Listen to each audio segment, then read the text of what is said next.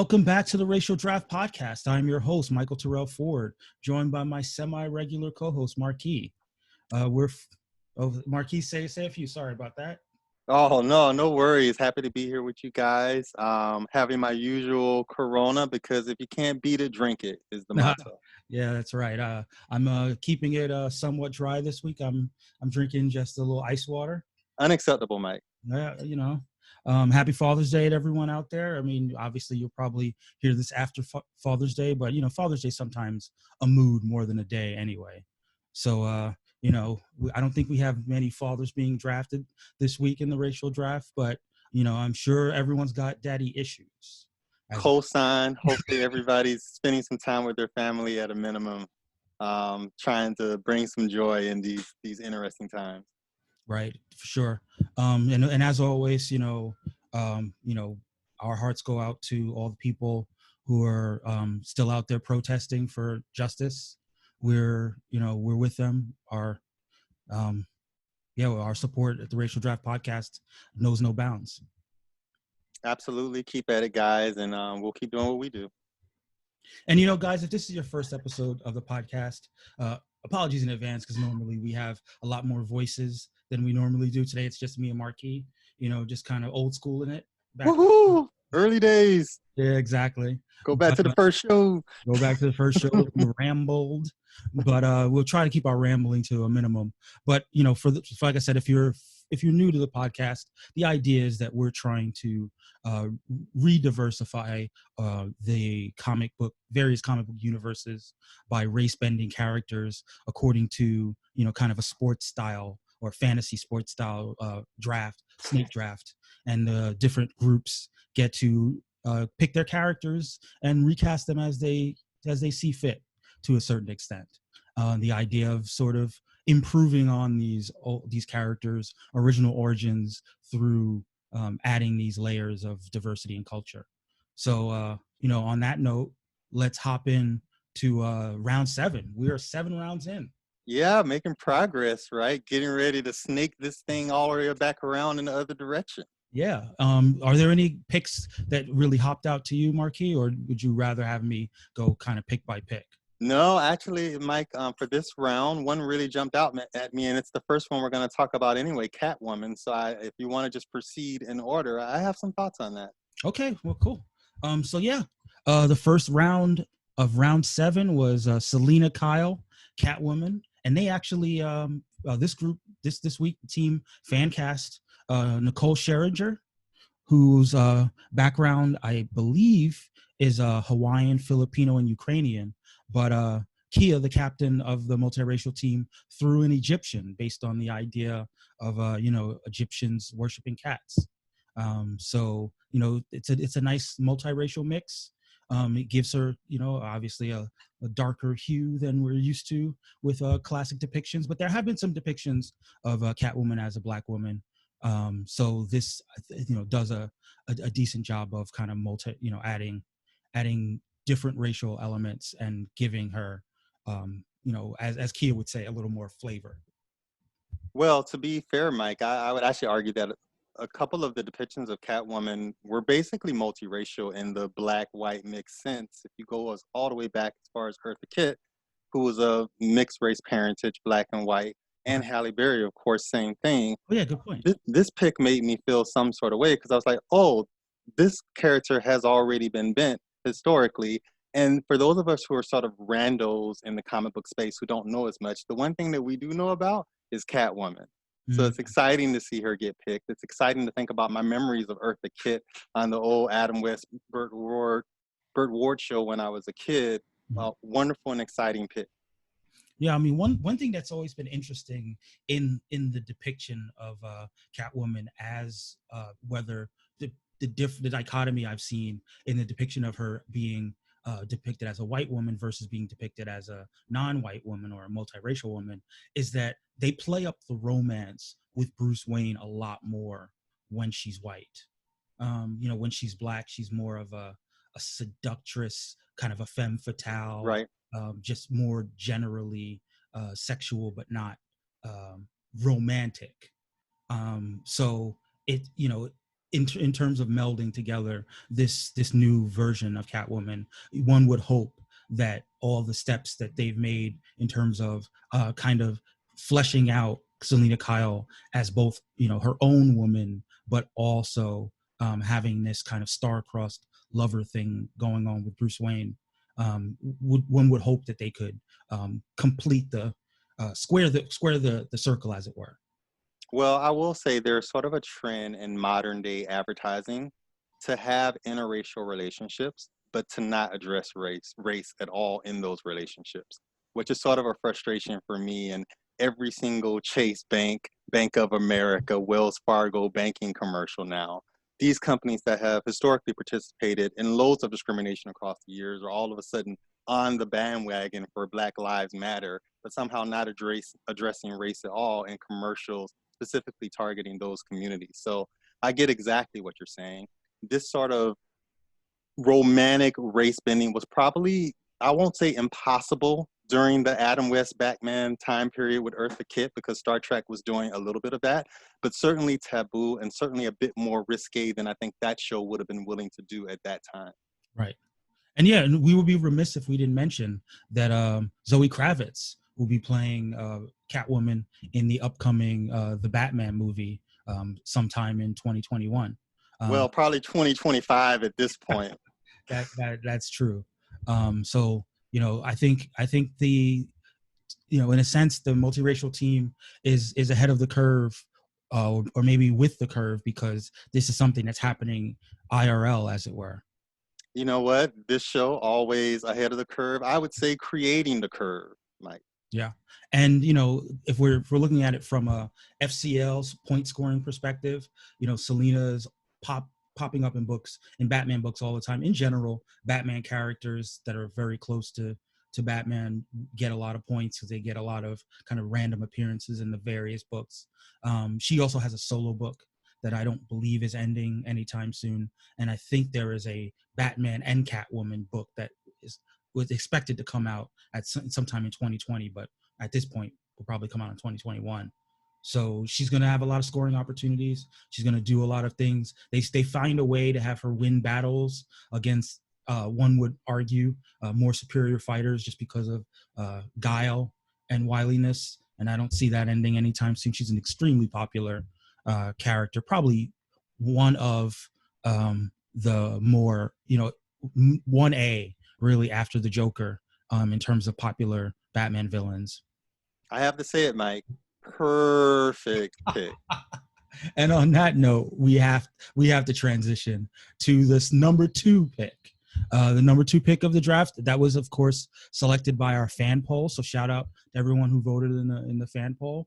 And you know, apparently we're staying in the world of Batman, you know, because the people decided by let's see what the final margin was. It was extremely high, in terms of what ended up happening. I want to say it was like 60% of the votes. Did you know this character was that popular with people? Yes, I did. I didn't know that she would be popular in terms of 67% of the people chose for the Native American team to draft Poison Ivy. And Poison Ivy is a fascinating character. Over the years, you know, her characterization has kind of changed from a very sort of one note seductress type character to one with complicated motivations. I know she's been embraced as a feminist character. I know that one of the big things for her in recent years is, as far as her pairing, her romantic pairing with Harley Quinn as one of the more prominent LGBT couples. Her origins, you know, like I said, it's kind of shifted a little bit. Or in the early days, you know, Pamela Isley is her secret identity name, and you know, she was a famous botanist who got there was some sort of magic to, you know, a rare Egyptian artifact that gave her immunity to all poisons and the ability to control plants.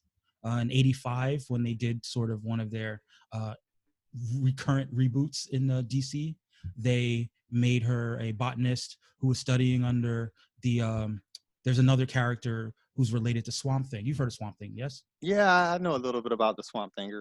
Yeah, so there's a character named Floronic Man, who is one of his kind of enemies, antagonists, we'll say. He also experimented a little bit on Pamela Isley, and by experimenting in her, he drove her insane. And when she came out of that insane coma, she also had the same powers, ability to control plants, to influence men with her pheromones, resist toxins, and you know, this, again, this is over from the 80s on, and it's in recent years, probably about the 2010s or early 2000s under Gail Simone, that the character kind of has become more of an anti-hero akin to Magneto. She's pro environment, pro protecting the weak, but maybe very willing to kill people and control the minds of people in order to exact her ends.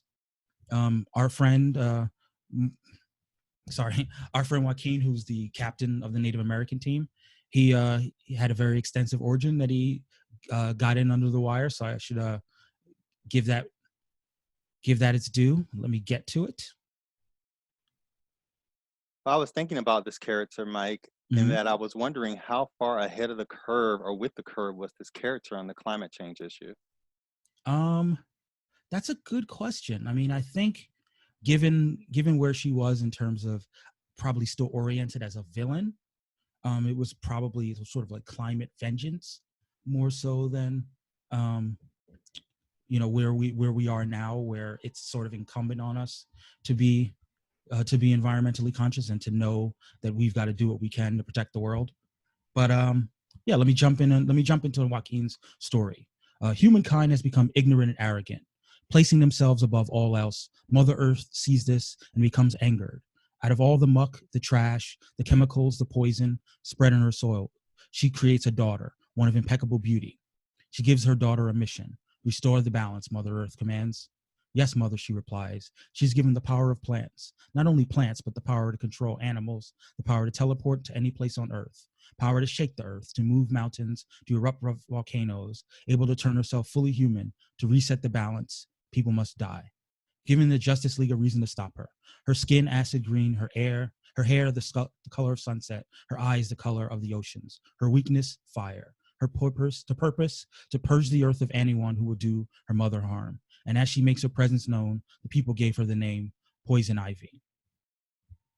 So what did you think about this reimagining? I love the reimagining. I think it sort of fits in with what this character has been, at least sort of in my head. Historically, I when I was a kid, I loved stories sort of about Mother Earth, living Earth, Mother Gaia protecting Earth, and that makes perfect sense given sort of the things that we're facing in modern day times. So I think this twist worked. Right. I mean, the only knock, I guess, from my perspective, is that I kind of like the idea of her as a scientist. That her powers were more scientific in nature, because it ties into having intimate knowledge of what the plants can do, and being able to given that a lot of kids read comics, maybe spark an interest in flowers, and botany.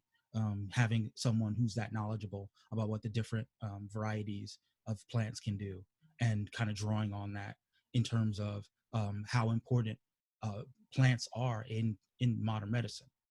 To have, so even though I really like the magical and the sort of the spiritual elements of the origin, I kind of wish there was still the melding of the science, given especially like you were saying with climate change, it being such a science based idea, that having someone who can point to the science of what the effect of what's happening in the pollution of the world could have on both the planet and all the living things on it. Did you get any insight from Joaquin on why he took because I don't see that these backgrounds need to be mutually exclusive. Do you know why he took that out? Not sure. I mean, I'm sure as we, maybe Joaquin will hop on. That reminds me, I should probably give people the opportunity to hop on.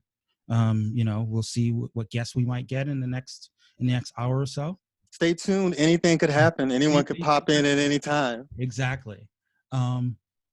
obviously that he told essentially her origin.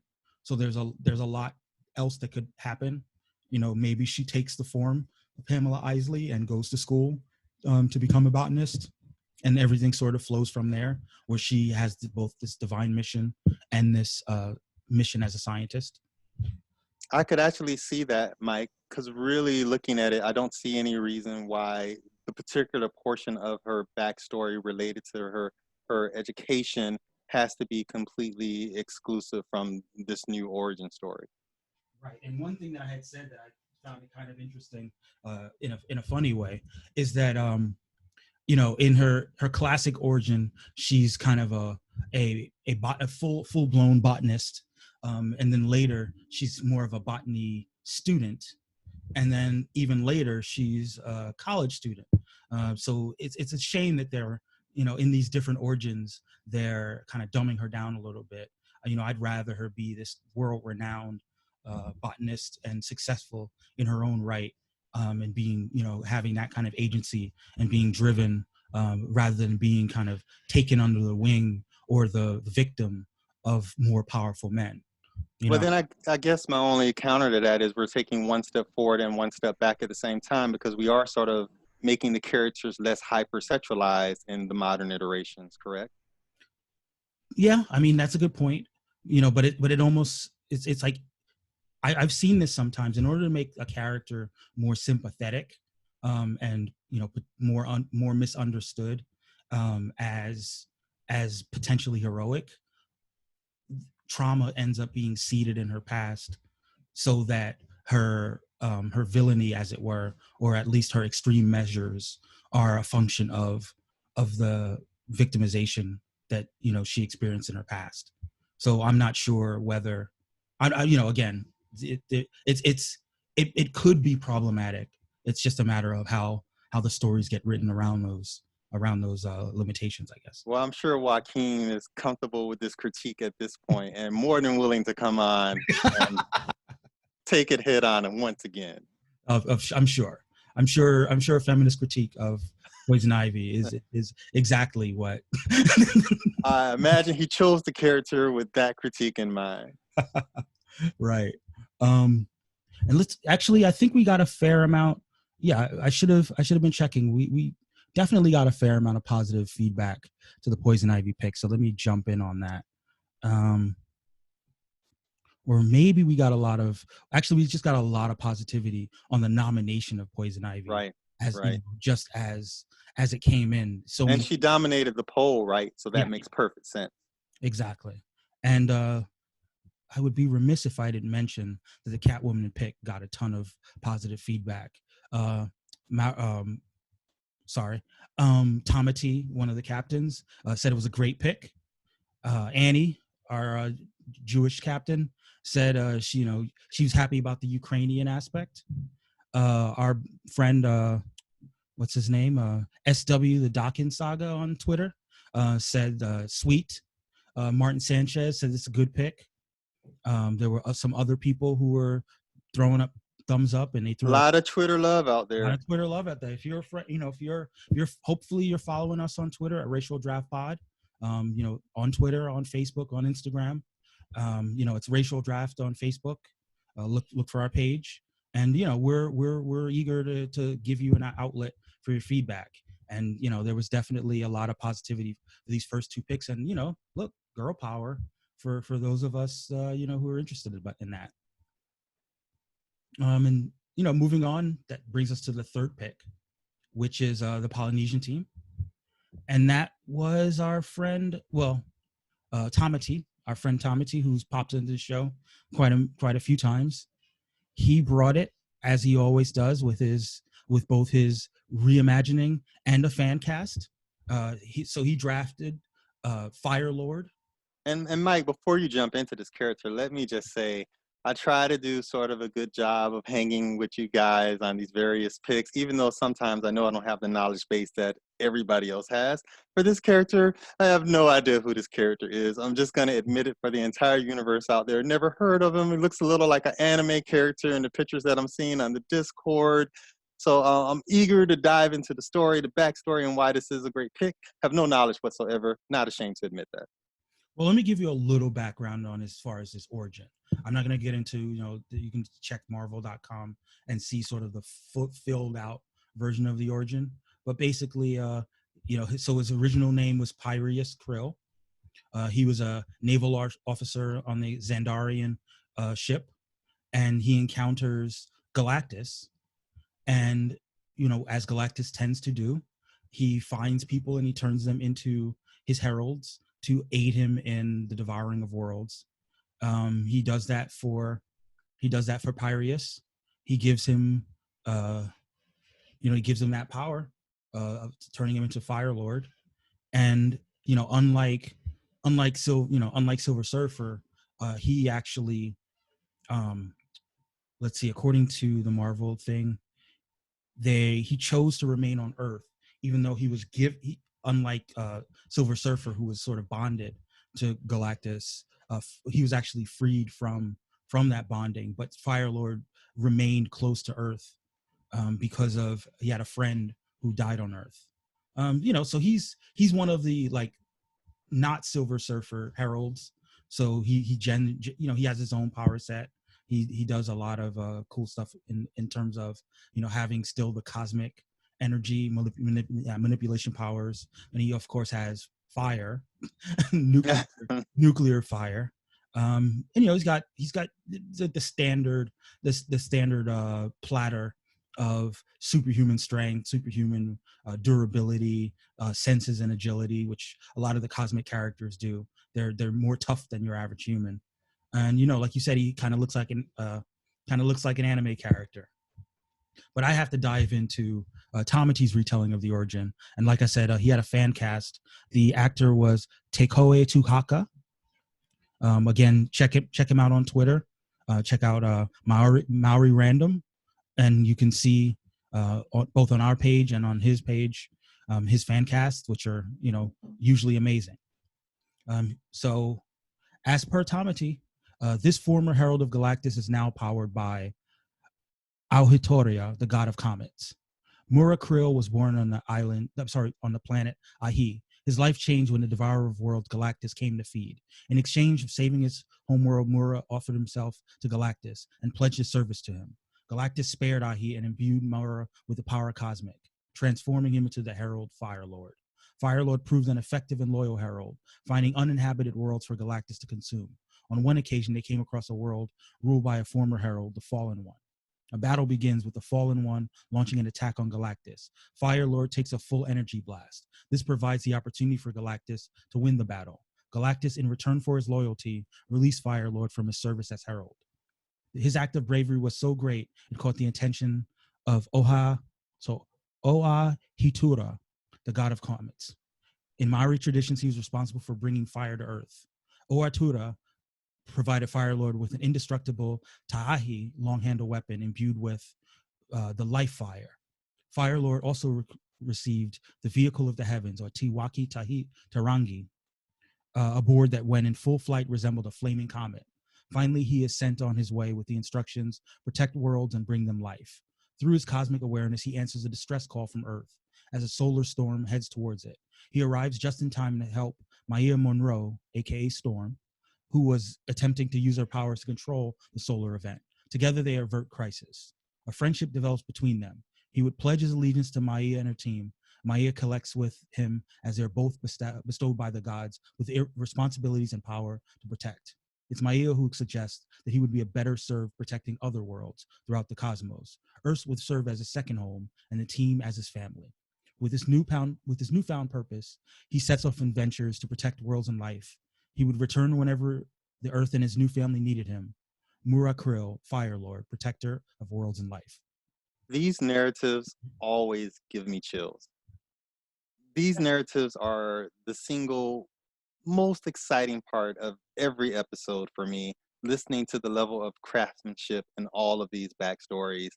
The streak continues, super interesting. I wish I was a venture capitalist and I had the money to fund this movie right now. Marvel, if you're out there listening and you want to bankroll the racial draft narratives once you're finished with the Avengers saga, you have it right here. It's already written for you. Great job. Yeah, and of course, the people on Twitter loved it.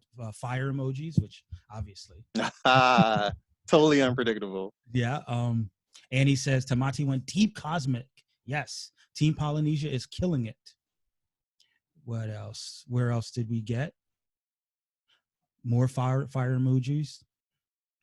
Let's see. Mahesian on Twitter said that firstly, the casting is perfect. He's fiery, brave, and staunch. Now he's armed with something every Maori rich wishes they had, an indestructible Tai'a. He loves this, and more fire emojis. Um, let's see. I think that's Mahesian's daughter. Just so shout out to her. She says, I can just imagine my little cousins jumping around pretending to be Mora Krill with their tais and their sticks, whatever Of they can course. find. Actually, I can imagine my uncles pretending they're Mora Krill as well. And judging by how my other mother reacted, I wouldn't mind if Papa did. So that is amazing. Shout out to everyone in the Polynesian. Not just the Polynesian captain, but all the Polynesian fans that we picked up over the last few months. It's the Uh, power of storytelling, Mike. That's why we're here, and that's what we're achieving. yeah. So that brings us to the number 4 pick, which is from the Asian delegation. The Asian delegation made another one of their defensive picks. They went with Shang-Chi, uh, the master of Kung Fu. How familiar are you with Shang-Chi? Pretty familiar with this one, Mike, in the sense that it has sort of a famous historical context, in that I believe this character is supposed to be the son of Bruce, he's the son of Fu Manchu, but he's actually modeled after Bruce Lee, That is correct. essentially. Yes. So I feel like, sort of from a historical context, for purposes of our pod, this is a character that the Asian delegation sort of needed to take and sort of reimagine, because he has sort of offensive beginnings, correct? Well, so it's kind of weird. So they've already done essentially the Fu Manchu character had been licensed by Marvel at the time, and they created this character in the as an offshoot. But when they lost the rights to Fu Manchu, they already kind of reimagined his origins as a different guy. I want to say his name was Zhang Zhu. Um, it wasn't as offensive as some of the other Asian characters created in that era. But just to be clear, Fu Manchu was the paradigmatic racist character, correct? Yes, yes. But they've taken steps over the many decades to sort of uh, eliminate those elements. And I would say that in terms of modern conceptions of Shang-Chi, it really is leans more heavily into the Bruce Lee um, analog style. And yeah, I think they're going to do a lot with the character in the upcoming years, because there's a Shang-Chi movie coming, Right? Correct. Marvel, played by Simu Liu. And, I think in that movie, they may have another character they've been trying to rehabilitate, the Mandarin, potentially his father. Well, But all of that is giving sort of a Black Panther vibe right now, in terms of what Marvel wants to do with it, right? A sort of huge respect for sort of the cultural origins of the character. exactly. But I do agree with what you said. I think that as far as the Asian delegation is concerned, there he's one of the big Chinese heroes, and this is an opportunity for them to somewhat tweak the character to make him an even stronger member of the delegation, and potentially just in time for his character to be. In fact, there's a new comic later in the year. I want to say September. They're supposed to be relaunching a Shang-Chi comic with a Chinese writer, which surprisingly, I think the first Chinese writer to write him. Disheartening Yeah. Oh, sorry, and surprising. Chinese American. Sorry, Chinese Okay. writer. But yeah, I think for the first time.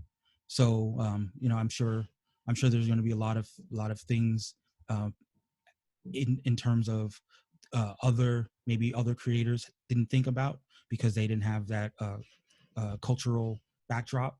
The rich. Yeah, and I just want to give this nugget to the audience, Mike, for people who are like me. One of the things that I'm learning being on the show with you all, all of these characters, regardless of their race, black, Asian, were created by white people essentially. So that's a part of why all of this is happening. Right. But let me jump into the reimagined origin, as it were. Um, first of all, their captain Ron Solo said it would be unfathomable for us to lose Shang-Chi. However, we're going to tweak his backstory to truly be a Chinese American who was born and raised in the U.S. A preternaturally talented martial artist, Shang-Chi is raised primarily by his martial arts master, who pushes him with an urgency he doesn't understand.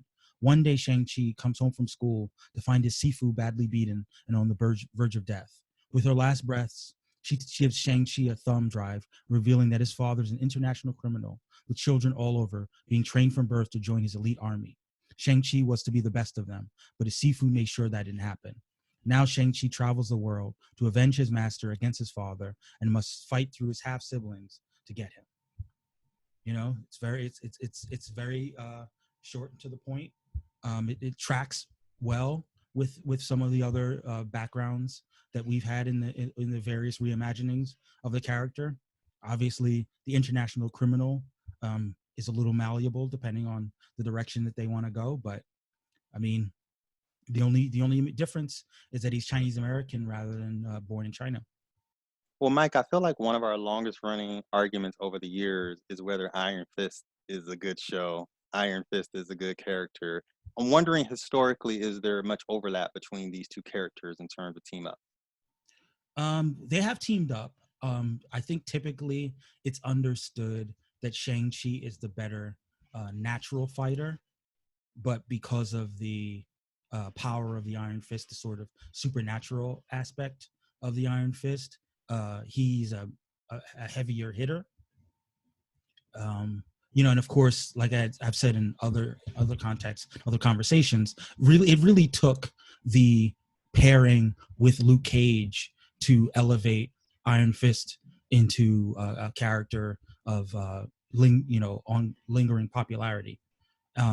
Shang-Chi really hasn't had that kind of alliance. He just, he's had his own book, and he sort of pops in and pops out on other people's stories. So it remains to be seen what it will take to push him to the A list, as it were. Honestly, after seeing Black Panther and what happened there, and after seeing all the money that CRA made, I wouldn't be shocked if this ends up becoming huge, both in comic book form and in movie form. I mean, and again, it definitely helps to have a Chinese American writer at the helm. One of the things that massively helped Black Panther in the '90s was when Christopher Priest, one of the, I believe, the first Black writer to write Black Panther, infused him with all the elements, with many of the elements, I'd rather that today are kind of essential parts of why people like Black Panther. I think people want this, Mike. I think they want to see these stories told from an authentic perspective. And I think that Marvel was prescient with it on Black Panther, but they're going to see more of it, people coming out to really support this sort of material. Right.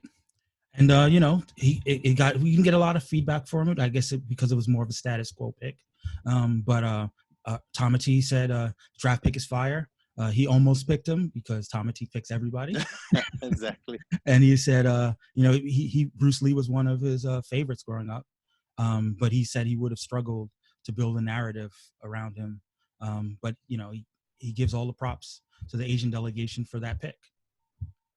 And again, from there, it's important. This is me subtweeting the Black delegation. It's important to make sure that some of your great characters don't get snagged up. So sometimes you have to make a defensive pick. Black delegation looking at you like, oh, now you tell me. Let's see. What else? So the Jewish delegation came through. They, with the 5th pick, drafted the Living Tribunal. Now, do you know a lot about the Living Tribunal? I would love to pretend that I did, but of course I don't. So the Living Tribunal is one of the Marvel has a few cosmic entities that sort of function as godlike figures, because a lot of the time the various pantheon gods do get represented as characters in the Marvel universe. So then it takes these other conceptual entities that are supposed to represent kind of the bigger celestial, spiritual things that bind the various universes, whether it's on a multiversal level or it's on a multi-dimensional level. It's very trippy, so to speak. Sometimes it can get overwhelming, but typically what happens is when major things are happening on the scale of reality, there are these beings, and one of them is the living tribunal who judges everyone. And apparently, according to the Marvel page, its functions to safeguard the multiverse from an imbalance of mystical forces. It can act to prevent any one universe from amassing more power than any of the others and upsetting the cosmic balance. It's meant to make sure that the balance of good and evil in the universe is what it is. So it casts judgment and tries to keep balance. I would say that, as both of us are lawyers, it's supposed to represent that concept of justice, that scale, but it's not blind. Instead of being blind, it's got these sort of multi faces and these glowing lights. And like I said, generally when the Living Tribunal appears, it's in a super trippy comic. I guess the question for you on this, Mike, before you dive into it further, characters like this on this galactic level, we've talked about it before. Is this race bending or is this race imbuing? It's probably well, I guess it ties into the idea of like who the default is. If you're if you're rendering a character, are you rendering that character with a default Caucasianness, or are you trying to imbue them with distinct characteristics that let you know that they're potentially not white? And that I would say, it's a shame that we don't have our Eli here to tell us, what he would do from an artist perspective in kind of giving characters that dimension. I agree that, practically speaking, these entities don't have race, and they can be rendered in a multitude of ways, and they can be rendered in such a way as to have, especially someone like Living Tribunal who has more faces, he could have different faces of different races. However, it's even more fraught, I would say, given that this team, given that this character was drafted by the Jewish delegation, because, it's very hard to depict Jewishness without kind of dipping into the realm of characters and stereotypes. Stereotype threat is ever present. Right? Exactly. But as it were, I mean, I think there's a little bit in the origin, the way that Annie reimagined the origin of the Living Tribunal has sort of helped to mitigate some of those stereotype threats. And I'll dive in now. Hillel Halbalvi sits in a wooden stool in pleasant Jerusalem, in the pleasant Jerusalem spring sunshine, holding a bench knife. He's almost finished carving delicate, curling olive leaves into third leg of Delphiki. Hillel Halbalvi is also contemplating economic and restorative justice on this pleasant day in Jerusalem. He's also just finished perfecting the prosbul in his mind, but no one yet knows it. He pauses, the sun warming his neck and shoulders pleasantly as he straightens his back. Tikkun Alam, he whispers, this is what must be done. There is, quite abruptly, a profound sense of wrenching disorientation, and suddenly Hillel the elder is aware of a pleasant golden light everywhere. There is no end to it. He is on another plane of existence, surely. But also there is a smell. It's not quite something he's ever come across before. It's earthy and sweet, and utterly singular, and there is a low, pleasant voice speaking to him. Needless to say, Hillel the elder is taken aback. Is this illness brought on by spoiled food, or is he truly in the presence of divinity? Who are you, Hillel the elder manages to utter, much to his own surprise. But Hillel the elder is nothing if not always composed. Suddenly, a strangely garbed man appears. Thick black hair, matching eyebrows, a handsome, striking countenance, purposeful and blunt. He holds a brown smoking cylinder in one hand. So you're the guy who's going to balance the world. The man asked Hillel, clearly amused. No, I got a bigger job for you from the bullpen. Hillel is silent because there are many possible things he can say, but he suspects it's better to wait. This man exudes authority. Finally, he asks, who are you? I'm the one above all, replies the man, a flash of sly humor across his face. And you, my friend, are now the living tribunal. Now go out there and do your job. It will be a strange, marvelous, mind-bending. It'll be strange, marvelous, mind-bending. And now you're all gold, he finishes. And suddenly Hillel, the elder, is in fact. He's quite aware of it as his head divides into the four aspects and becomes detached from what was formerly his body. He's now deathless, the eternal keeper of all realities. All dimensions, all voids, all spaces simultaneously. And the authoritative man has spoken. The living tribunal has work to do. Another amazing backstory. Yeah, so I mean, I would say the Jewish delegation leaned on the concepts of justice, the strong sense of kind of moral righteousness, and which presumably, given that this is a character that spans multiverses, that whatever that character does is informed by the teachings of the Jewish faith. So let's see. Yeah, so let's see how people responded to it. Martin Sanchez says the Jewish delegation came to play. I believe we got some feedback from, there we go. The white delegation says, the living tribunal, I did not see this coming. And the bits of culture put into their reworking is golden. I see what they did there. That's Sean, the captain of the white delegation, no doubt, not whitewashing the living tribunal. I thought that Annie, giving a little bit more follow-up, said that, yes, I did turn the living tribunal into a gigantic golden space Jew, and I'm actually proud of this backstory that I worked into the thread. It's a smidge meta.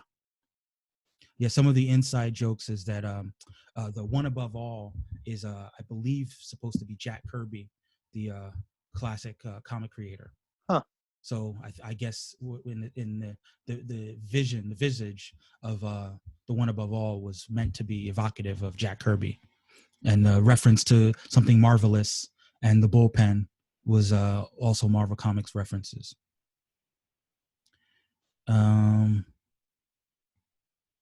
So yeah, I mean, I think, like I said, I think there was a little bit more in terms of the various discords from the delegations. We're pretty unanimous with the support for the one above all. I do wonder though, as I recall, there's been a lot of upheaval on the cosmic end of the Marvel universe, and I think the Living Tribunal in its current form might be dead.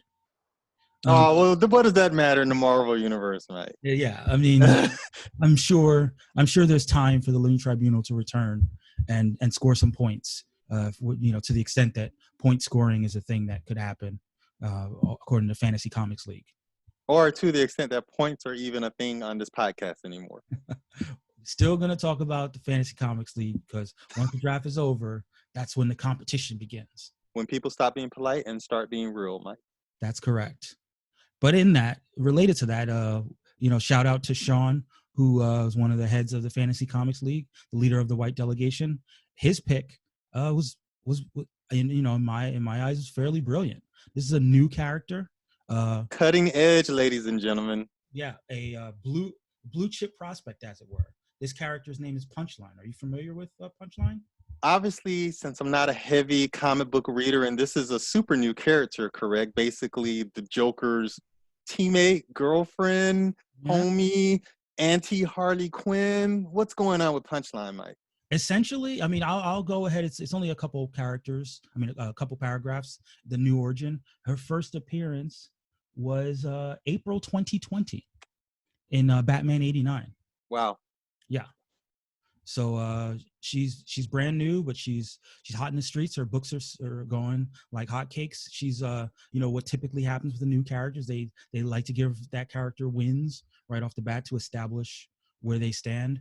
From points perspective, there's a lot of points on the table here. Exactly, and also from figuring out what her intersections are. You have a character like the Joker who's high profile. You have a character like Harley Quinn, who's also high profile, and she's positioned as sort of the Harley Quinn 2.0. So she's got a bone to pick with Harley, and she's going to be, probably by the Joker side, probably squaring off against Batman, showing how formidable she is. And this is her classic origin. Alexis was a student of Snyder College. She was infatuated with the Joker and eventually came into contact with him through the internet. He taught her how to create Joker venom, which she used to experiment on the homeless community. Following a Joker attack in Gotham City, Snyder College hosted a superhero spirit day with Alexis dressing with Joker logos. The dean went to talk to her, but she exposed him to Joker venom, completing her transformation into Punchline. Punchline was hired as a new underboss by the Joker in lieu of his coming war against Batman after Superman revealed his identity to the world as Clark Kent, and Joker decided that a final battle with Batman using his secret identity in play would be fun. Punchline at first was assigned for a stakeout on Catwoman, who had gone to dig a Joker lookalike corpse, not knowing it was one of his gang member, Artie.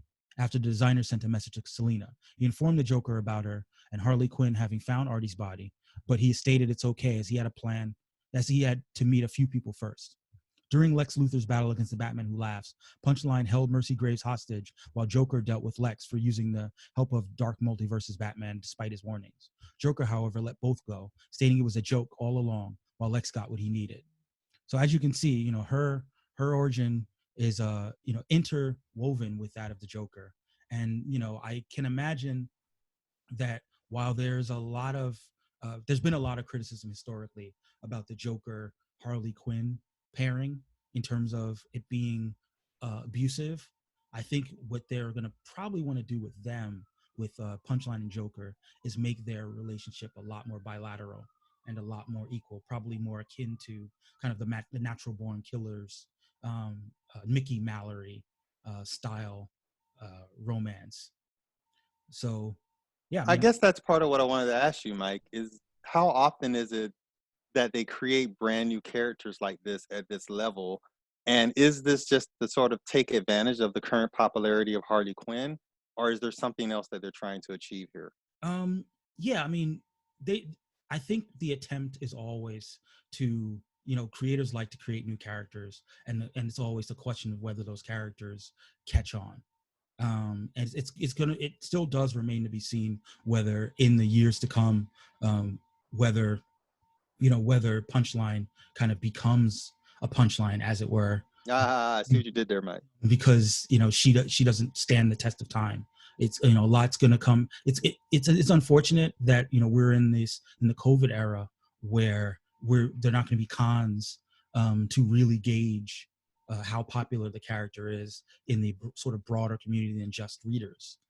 Typically, I know that's done a bunch for both Harley Quinn and also in the Marvel side of things, the Spider-Gwen character.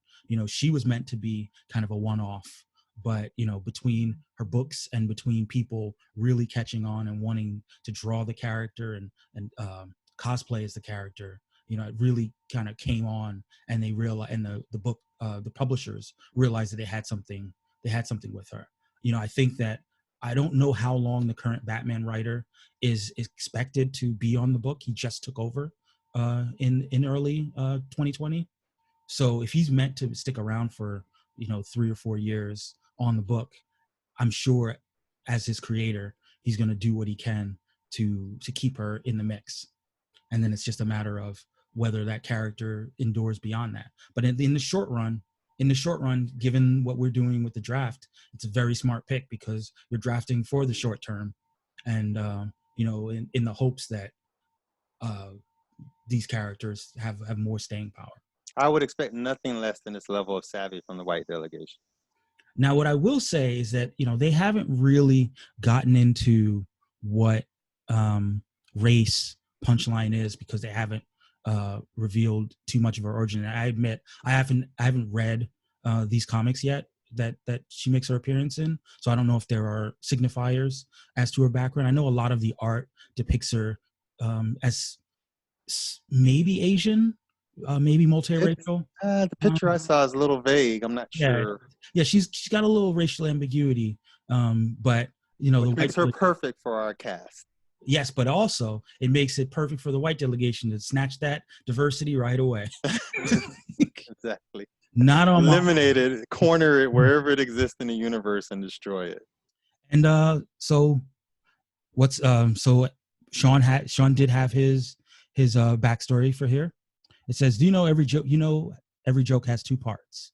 Cassie Dwight was a blonde-haired, blue-eyed college girl. It didn't really matter what she was studying. It mattered what she discovered. She realized she was big into domination, and when a new black Joker rolled through Gotham, she fell in line to replace Harley Quinn.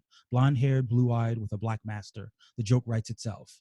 Every joke has two parts: the setup and the punchline. You know, I love the way that I always love when the characters take into account the previous rounds racial drafting and incorporates that into the story.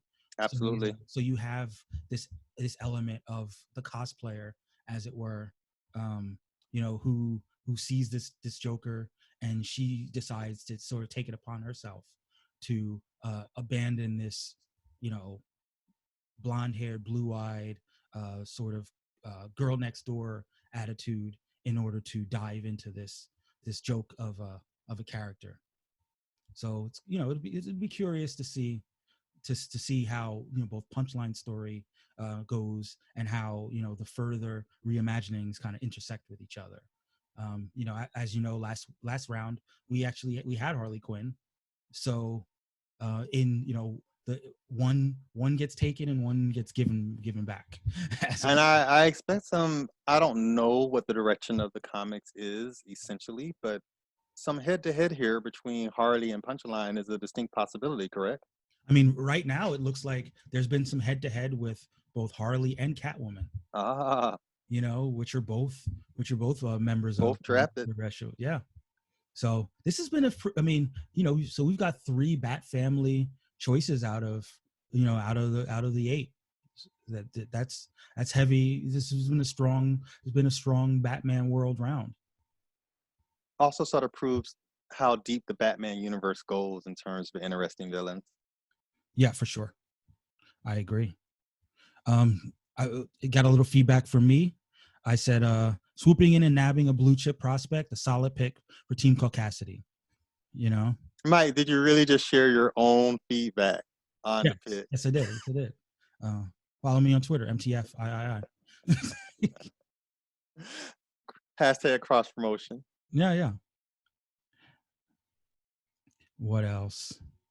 I guess that was it. There wasn't a ton of punchline feedback. I guess people. Which makes sense. It's a new character. People are still figuring out where this character is going to go. That's a good point. But that doesn't bring us to our next pick. That is the Black Delegation. You know, as we've often joked, the Black Delegation, they're unorthodox. Never know what we're going to get. Not outside the box, not aware of a box. There is no box. There is no box. Like say. a spoon. Right. But they came with it this week, I think. They drafted the Inhuman King, Black Bolt. Now, are you familiar with Black Bolt? Not so much. I actually was totally confused because I was like, oh, is this not Black Lightning from the CW television show? But I'm assuming you're going to tell me they're very different. They are very different. Now, I don't know if you watched the Inhuman. I don't know if you watched the Inhuman. The super awful show on ABC that lasted 8 episodes with the guy who couldn't talk because if he talked, he would blow up the planet or something. Yes, that guy's Black Bolt. However, in the comics, he's a much more rich and developed character than in the show. And, you know, a lot of people who are fans of the Inhumans are extra angry about how Black Bolt was depicted. So Black Bolt, not black.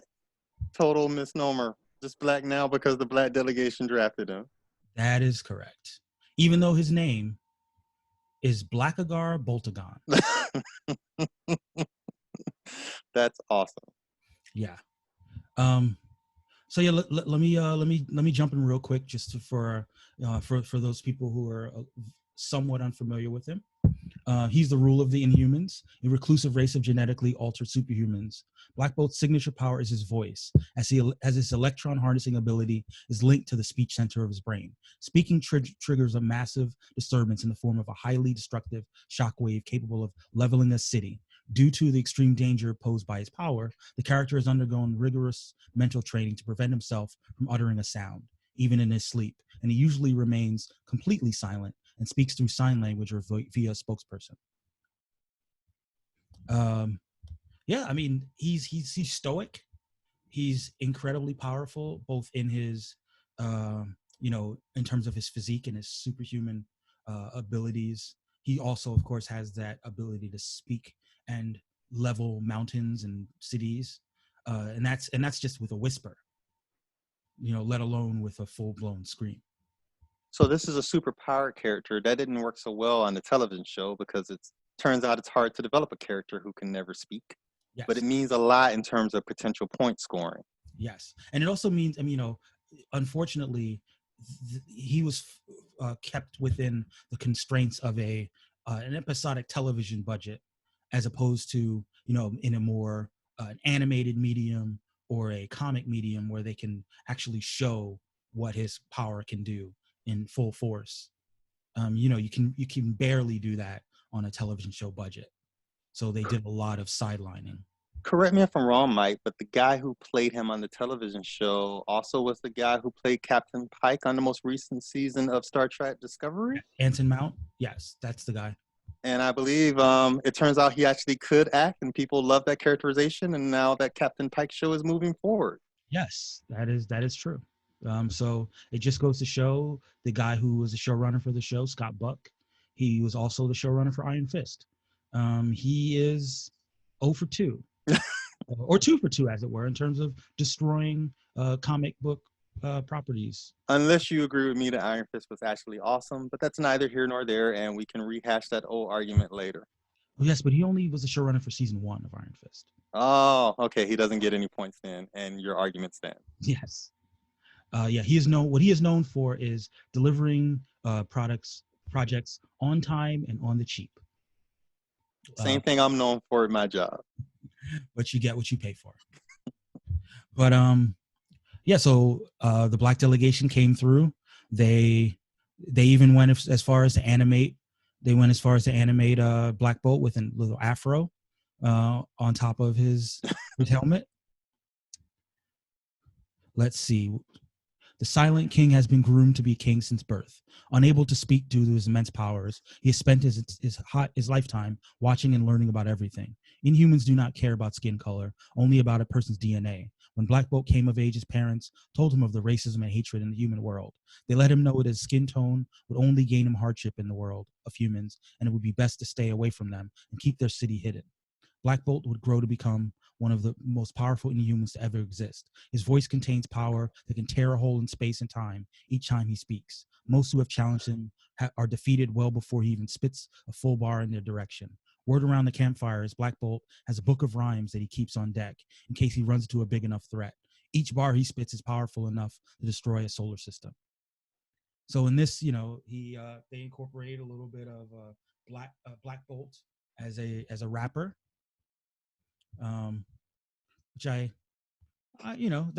that's also par for the course for the Black delegation. On the nose is their thing, Mike.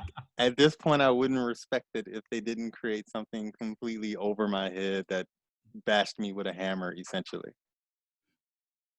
But yeah, I mean, he's a as what's his name said, as Tamati said, a Black Bolt and Dazzler team up, as Dazzler is also on their team. Combining Dazzler's ability to turn sound into power and Black Bolt's ability. I mean, we've seen it play out in the comics where Dazzler has become immensely powerful in the presence of Black Bolt. So this is possibly the first instance of a combo of drafting two people who can create a combo together. So I'm wondering, Mike, long-term planning here, long-term strategy that we didn't see in the early rounds coming to fruition. 4-dimensional chess. Might be. I was playing checkers. Exactly. Martin Sanchez, shout out to Martin. He says, a character with the power to demolish cities with a single word, great pick. Yeah, there's a.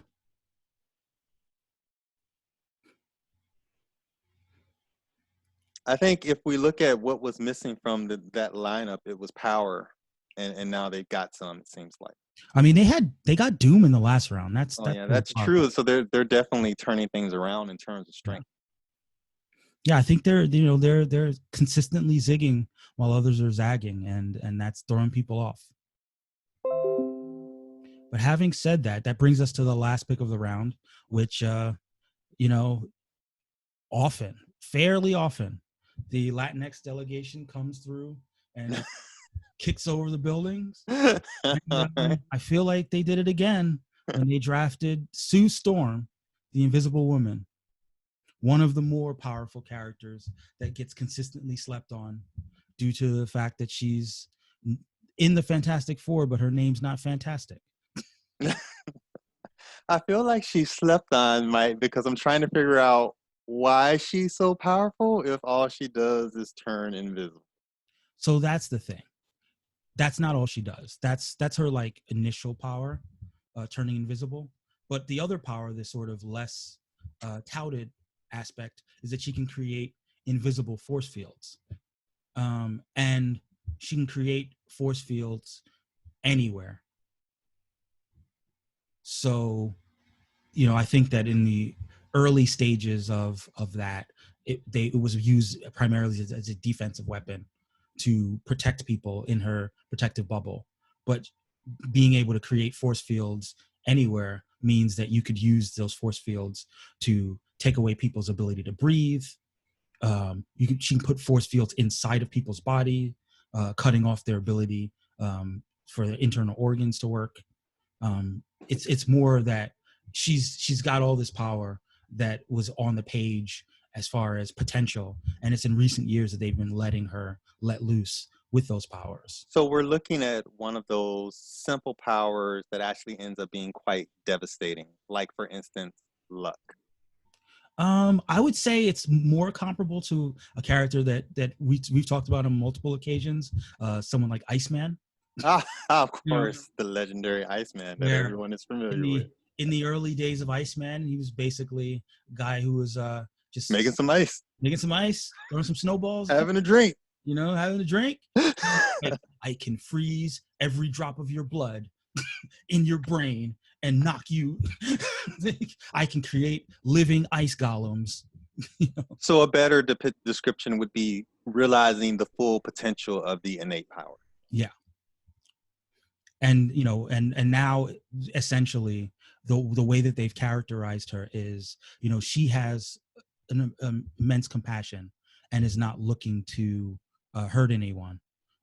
So how, but she could if she set out to do it. And often the thing that sets her off, the thing that makes her likely to flip the switch from fighting defensively to fighting offensively, is if someone puts her kids in any kind of danger. Not without my children. Exactly. Because if she was always offensively minded, then she could probably take out 90% of the heroes or villains, as it were, in the universe. That's certainly educational for me. I had no idea this character was considered that powerful. Yeah, I mean, in recent, yeah, she's definitely had some run-ins where in the most recent, there's a X-Men versus Fantastic Four book that's currently going, and she's pretty much their heaviest hitter in terms of taking out the X-Men. But I think the basics of her origin. They're tied to the Fantastic Four. I've seen all crappy Fantastic Four movies at least 3 times, so definitely. But however, this a word from the Latinx team went a little different in terms of giving their blurb around the pick. Our contributions to history are either A, never mentioned, or B, stolen from us. Makes us feel unseen, makes us feel invisible. And then typically when we are seen, it's not always in a good light. That's a quote from Martin Sanchez. There's enormous diversity in the Latinx community. We come in a wide range of colors and sizes, in part because we are a socially constructed amalgam. the consequence of a fallen colonial empire combining European, African, and Asiatic indigenous populations across a geography encompassing large swaths of the Western Hemisphere. There's a good chance that anyone you meet in the US could be Latinx. We could be anyone. But that also means our contributions, our history are diluted, especially in the public discourse about our role in America's story. We were portrayed as immigrants, despite Spain being colonial power in what is now the USA and founding some of the earliest cities and states, which later became part of America. Criminal, despite our people occupying positions, offices across universities, boardrooms, and every branch of government, or cops, where we're divided against our own people in a moderate minority duopoly. We are consistently present, but we are invisible. And we feel kinship with one woman in the Marvel Universe who, despite amazing power, an enormous and influential family, and appearances in almost every major Marvel event, is constantly forgotten. She is invisible. Oh, and obviously our fan cast is Jessica Alba. Because remember Jessica Alba, Mexican, played Sue Storm? Yeah, that's what I thought. I remember. It was the first thing I thought about. But what I also thought about is one of the things that we're encountering on the draft is characters that have actually been slightly race bent or been race bent in movie form, but that wasn't addressed in the role or didn't have anything to do with that characterization in an obvious way, which is exactly, I feel like, what happened with Jessica Alba as Sue Storm. You had the race bend, but that didn't have anything to do with the characterization on the screen. Yeah, I mean, I almost think that the way I think that even though they cast Jessica Alba, they still had her playing a white woman. Well, does Jessica Alba play Mexican American characters as a general proposition, or is she essentially playing white characters in most of her roles? That's a good question. I mean, I don't know enough about her filmography. I know that in the Robert Rodriguez movies, in the Machete movies, she's playing Mexican. But yeah, I mean, I'd have to go through her filmography. I think that I know that there were times that she was. It seemed that she was de-emphasizing aspects of her culture in the early parts of her career, and, which is unfortunately what happens in Hollywood with certain actresses. That if they have the ability to pass as white, or the ability to take on roles where race is not highlighted, they often do, because otherwise they're going to not get the highest profile roles. Well, Mike, that never happens on our show. So I want to take this moment to invite Jessica to the Racial Draft podcast to discuss her character on Fantastic Four and its potential Mexican American or Mexican roots. Yeah. I mean, and I think that it does raise some questions. I mean, generally, Johnny Storm, the Human Torch, is typically depicted as a white guy as well. He was also depicted as white in that movie. The notable exception, of course, was the 2014 Fantastic Four movie where Michael B. Jordan played Johnny Storm. And I felt bad because of the many things wrong about the movie. The fact that Johnny Storm was black was way, way, way down on the list of things to criticize about the movie. But unfortunately, there are a lot of people that even before the movie came out who are critical of the casting. And it bears questioning whether people will be reluctant to race bend Johnny Storm in the coming weeks, despite him. I have to agree with you there, Mike. I don't think the problem is the race bending. I think the problem is the crappy movie. Because if you look at Michael B. Jordan, same thing with Chris Evans. Both of them managed to survive being in Fantastic Four movies to go on to some of the most iconic comic book roles of all time. Yeah, and what's weird is that I think that in a lot of ways, I mean, he's not A-list. But I think Johnny Storm is one of the more well-known comic book characters. Again, probably not A-list, but I think that there's room for an iconic casting for Johnny Storm to make people kind of really enjoy the character in the modern stage. I've told you before, Mike, I definitely feel like the internet peanut gallery, the people who hated the Michael B. Jordan casting in Fantastic Four, they are definitely a loud minority, but I don't know how numerous they are. It's just that you hear them because they roll deep in internet circles. That's probably true. But let's jump into the feedback. There was a lot of feedback. Annie, who attempted to get Sue Storm a few weeks back, if you remember, in the poll, she gave a hearty "God damn it" for Sue. A little warning for the children out there. We're gonna have to which I would say, when you try to get somebody in the poll, and you don't get them in the poll, maybe you try to draft them in the next round because they're out there. People know that you want them. And the captain, said Sue Storm is a billion thing. So Sue Storm is in a billion things, and everyone forgets that she's there, which is why we're so deep in the draft and no one has picked her. This absolute point scorer, Fantastic Four, the whole mutant verse stuff going on, Empire, she's in all of it. The Latinx team shall not have it. Martin Sanchez gave a quote on Twitter, a link on Twitter to that quote about the invisibility of being Latinx. Tamati. Oh, sorry. Martin also put in some telenovela gifs of celebration of having Sue Storm on their team. But Tamati said, "A Latin Sue Storm makes a lot of sense to me. She exudes that auntie energy. Saludo, Auntie Sue." Chris Wright, who's I think new to the comments on Twitter, said, "Good pick." He also wanted to know if we got if they get her kids by proxy, and officially as the commissioner, I say they do not get her kids. It still remains to be seen, even though there's now white Reed Richards and Latinx Sue Storm. Franklin Richards and Valeria Richards are still up for grabs to be drafted by any of the other delegations. Mike, can I go back to Jessica Alba for a second? I'm doing some on-the-fly research here, refreshing my recollection over Fantastic Four. Did you remember that they gave her blonde hair and blue eyes for that role? I did, because I was looking at the picture. That's mind-blowing. I didn't remember that at all. Stunningly disturbing. So I reiterate my invitation for her to come on the show.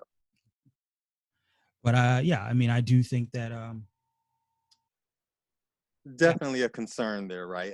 I didn't remember that. That's pretty awful for a modern day characterization of anyone. Yeah, but I mean, there are blonde haired, blue eyed Mexican people, so it's doable. But the question here is intent, right? The goal of this, if we're looking at it honestly, was to take her away from perceived Mexican American heritage. It didn't have anything to do, it was to make her look non-Mexican American. Yeah. I think the intent is the issue here, not that you can be Mexican American and have blonde hair and blue eyes, which of course is totally fine. It's what the studio was doing here to appeal to a certain demographic. Oh, for sure. I mean, I do think the intent was to have her look as much like the comic version of Sue Storm as possible. And giving her the blonde hair and the blue eyes was their attempt. And again, having her brother be blonde hair and blue eyes as well was also the furtherance of that intent. I think we talked about this before when it comes to whether there's a sort of benign explanation for people who are fans of a comic character, who see that character in so many panels looking a certain way, wanting in live action to see that character depicted as close to those panels as possible, and that being a cause for many of them being resistant to the race bending. Not, they may otherwise understand the importance of diversity, but just for certain characters, just want to see those characters rendered in real life like they are in the panels. And I get that. I try as much as I can to be sympathetic to that idea, but I recognize that sometimes the character's just better performed by a different actor. And you have to, even if you feel a certain kind of way about the character not looking like the way they are depicted in a comic, if you can get past that and recognize that the other characteristics of the character that go beyond the way they look can be portrayed well by people of all different backgrounds, I'd like to believe that you can overcome that initial resistance to the race bend. I just wonder if Michael B. Jordan being black had anything whatsoever to do with the opening weekend box office for that Fantastic Four movie when everyone in the universe just knew it was horrible.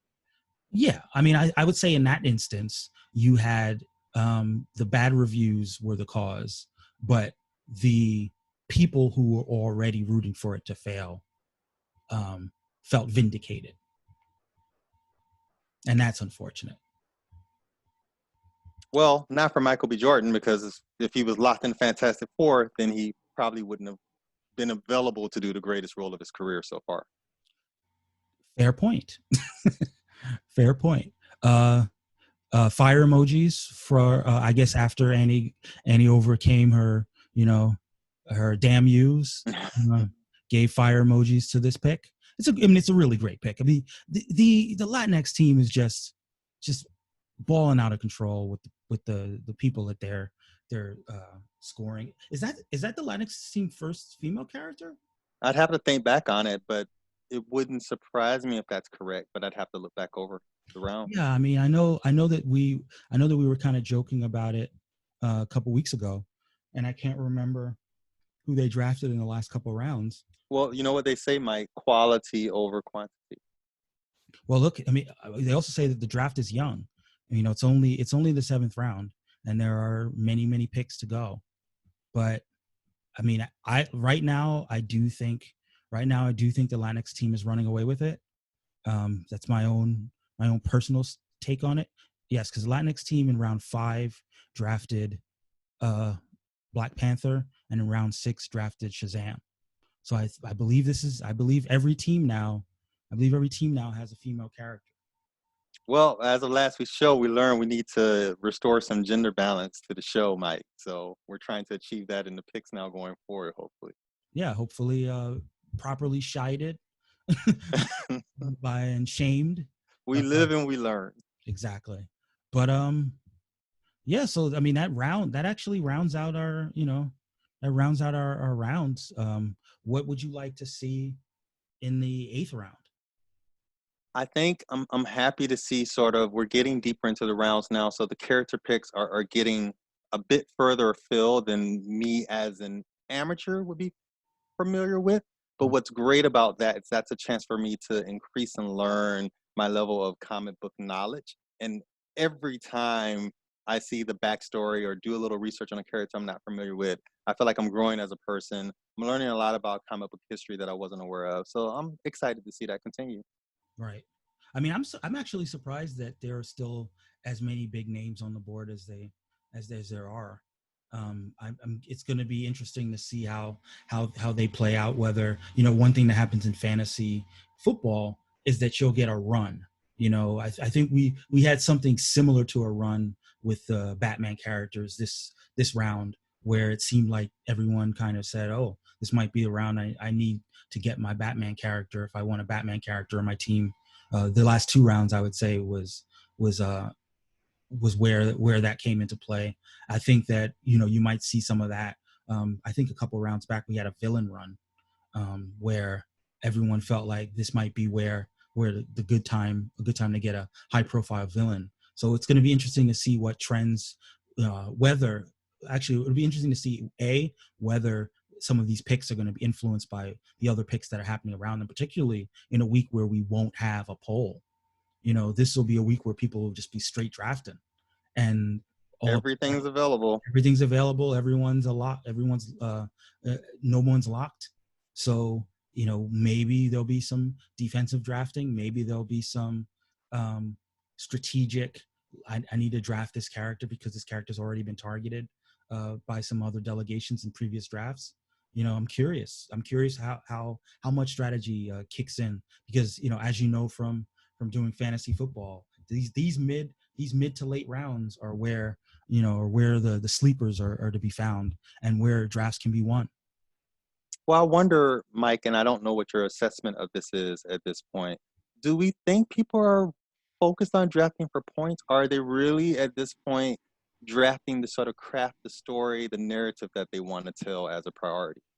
See, I I think it's the latter, but I think that what you would ideally want to do is get your character first, get the character that you want first, and then create the story for that character, rather than have these characters that you have these stories for, and lead with who you think has the better story, because you may miss out on a character that you really want. Well, you may miss out on points, but you'll put the story that you want to tell at the No, no, top no, of the but draft board. I mean that's a fair point. But I guess what I'm saying is that part of the strategy is you could get both of the characters if you make sure that you draft the character that less people are targeting first, and then you can on the next round get the character, if you're aware of what the other captains are doing, and you draft around what you think they're whether they're targeting your characters or not, you can get more of your characters rather than be fully reactive and sort of like you I mean, I agree. If you're leading with who's remaining has the best story, then you'll get more of your stories out. Um, sorry, you'll get the stories out in the order that you want to get the stories out, but you might not get all the stories out that you want to get out because the characters that you targeted might have gotten scooped out by someone. Right. You know, so that's the that I think that it kind of depends, and I haven't really talked to people. I think towards the end I'll ask people how they prepped, and how what everyone's process was. And, I don't want to give anyone any kind of disadvantage in terms of the next coming rounds by having them say what their strategy is and having people come up with a counter strategy.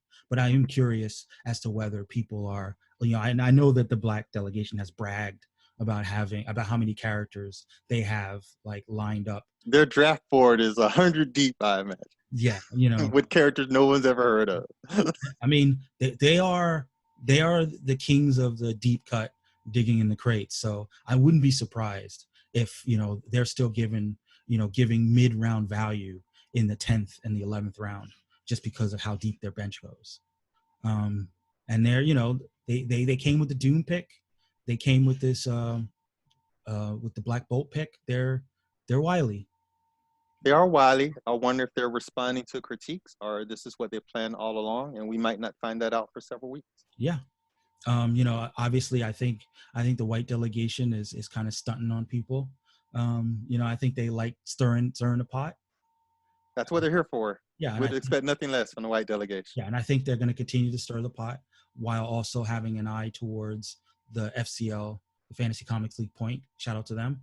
Fantasy Comics LG on Twitter, if you'd like to follow them. And they're a fun resource.